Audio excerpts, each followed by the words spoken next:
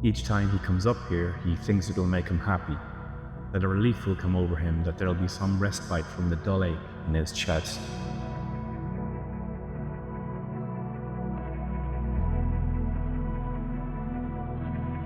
A few days ago, I drove up to the Mount Wilson Observatory with a notebook and one rule: write a 1,000-word story in one sitting. I didn't know what it would be about or what I'd find there, but here's what happened.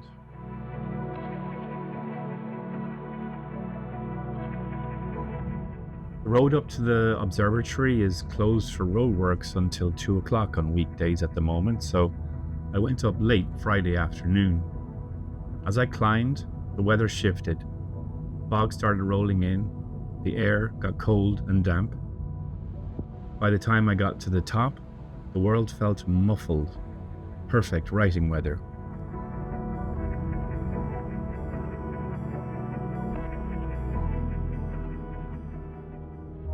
I set myself up at the Cosmic Cafe, which was closed for food, but open to sit and stare at the incredible view. It's cloudier than I thought. It was sunny down below. But we're here to write a 1,000-word story. I started writing with just the story title, The Mountain That Listens. Beyond that, I had no plan except to start and just keep going. No fussing over plot or structure or vocabulary was allowed, just steady, uncensored writing.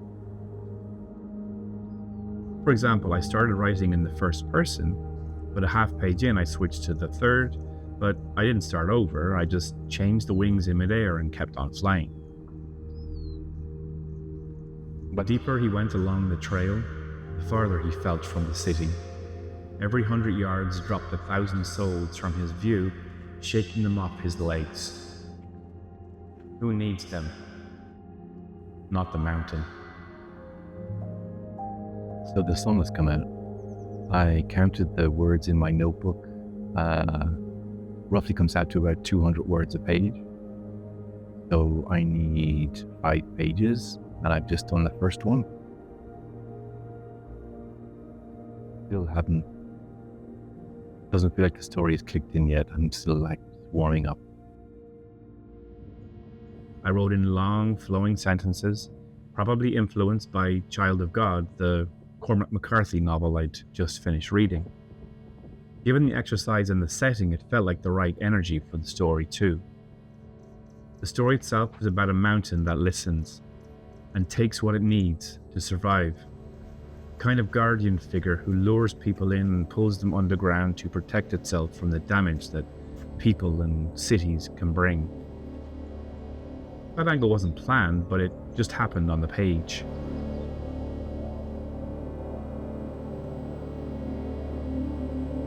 Maybe 20 minutes in, a guy sat a few tables away from me and started a full Zoom meeting with his colleagues around the globe, on top of a mountain. I could hear every word of it echoing throughout the cafe's shelter.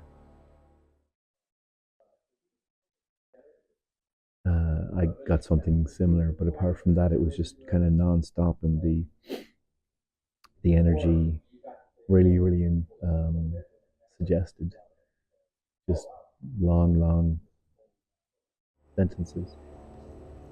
So much for being inspired by the silence of the mountains. I had to keep writing with that drab business chat in the background, which probably made the mountain in my story angrier and hungrier for human souls. The ledge he was on, the mountain's tongue, sucked the fog all around him until it cloaked him. He turned to see the black mouth grow wider, covering its face, only the mouth exposed, drawing him in.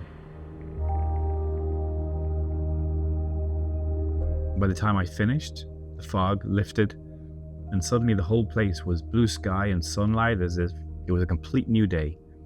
In 2 hours, I'd lived through 2 completely different weather systems. The mountain gave me fog, and then it gave me light.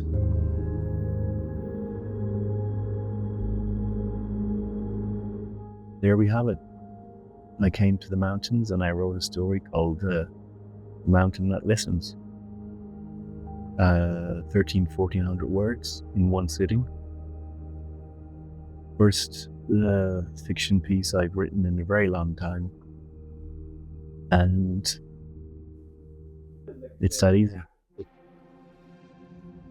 He closed his eyes. Bears be damned, caution be gone.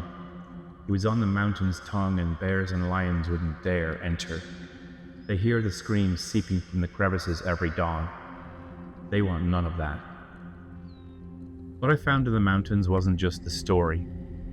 It was the reminder that if you give yourself a simple rule and a change of place, you'll usually come back with more than you thought.